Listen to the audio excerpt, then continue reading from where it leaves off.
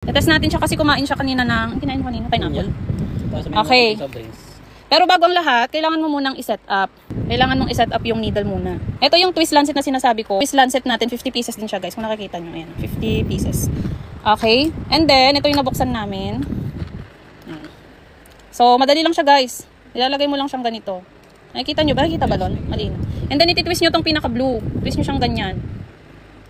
Ayan, para lumabas yung needle niya. Ayan yung needle niya. Guys, hindi pwedeng ulit-ulitin ng needle ha. Tapos, ibabalik nyo lang to.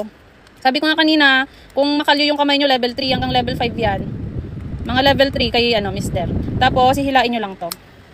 Tapos, pipindutin nyo to para makuha yung, para matusok na yung daliri. Okay? I-ready ko muna.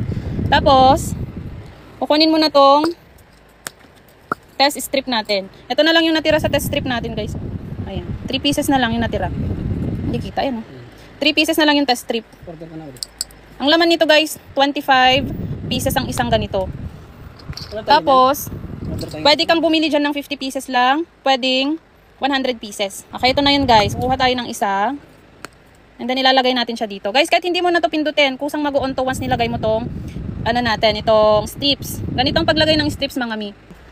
Ito lang, ayusin ko ulit.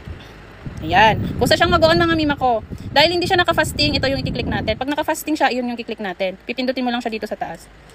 Okay. So, hindi siya naka-fasting to, di kumain siya ng pineapple. Kanin kamay mo. Okay, naka-ready na to, guys. So, kailangan linisan natin yung daliri niya.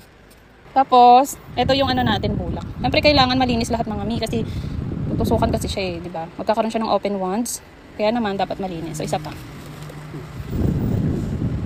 Check out nyo lang yan sa basket, mga mi. Isang shop lang po yan ha, kaya isang shipping fee lang tayo. So since makapal yung kalyo niya sa balat, number 3 na lang tayo. So na-ready ko na to. Ayan na, are you ready na guys? Ipindutin ko na tong orange button. Ayan. Yung unang lumabas na blood guys, tanggalin nyo muna. And then saka nyo pisilin ulit. Tapos kunin nyo na yung blood niya gamit yung testing strip. Ayan, automatic na siya dyan na magka-count. 5, 4, 3, 2, 1. Okay, yan na yung result niya, mga mi, diba? Ang bilis. O, kunin mo na yung daliri mo.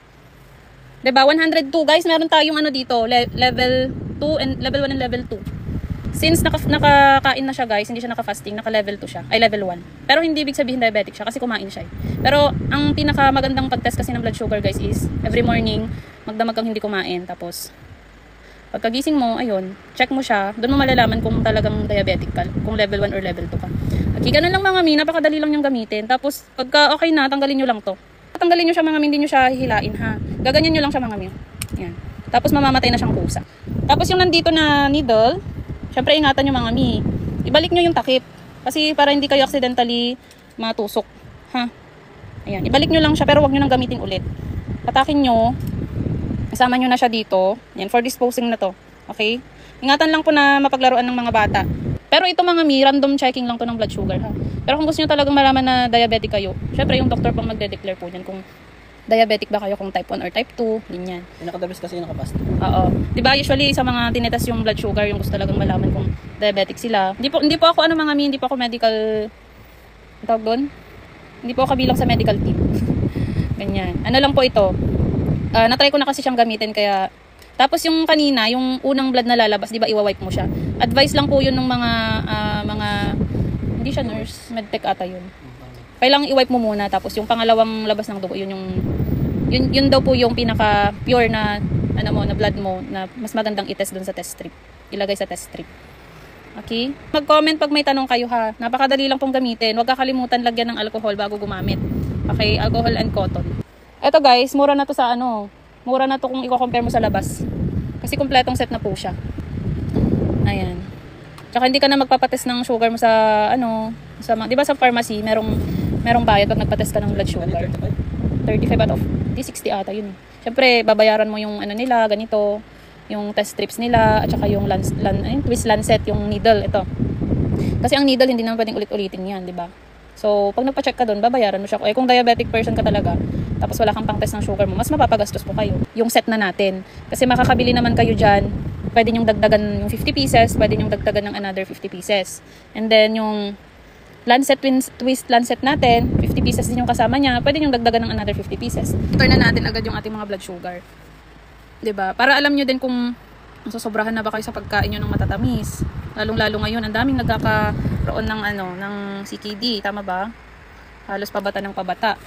Tapos ang dami ding mga bata na na type 1 diabetic na agad. Sobrang dami ng mga kinakain kasi ngayon na matatamis. Ready to eat na mga pagkain, inumin, ganyan. So, at least, before pa makarating doon, makapag-monitor na tayo, 'di ba? Pwede kayong mag-test every day, pwede rin namang every other day. Hindi siya masakit ha. Ganun lang. Hindi mo siya igaganyan. Hindi mo siya ididiin kasi pag mas force yung diin na ganyan, mas masakit. Pero pag ito ganyan, hindi mo siya mararamdaman.